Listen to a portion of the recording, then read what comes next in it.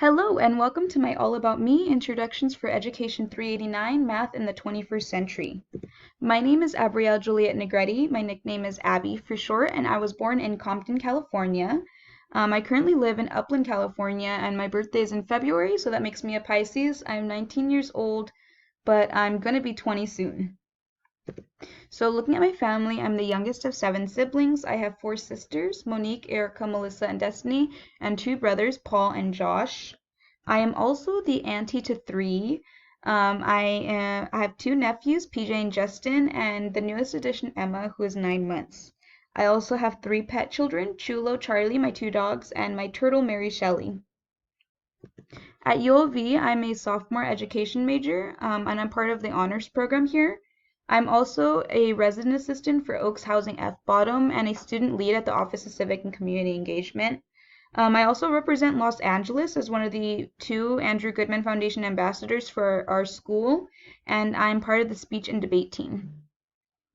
My interests and hobbies include hanging out with my boyfriend of 4.5 years, Caden.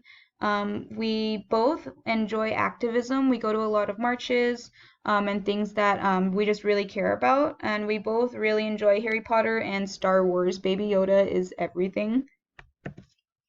Goals and aspirations in regards to my future and education.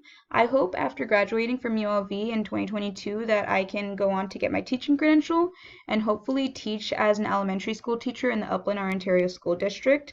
My desired preference for grade level would be 4th to 5th grade, although I'd pretty much be happy with any elementary school level, but definitely not above 6th grade.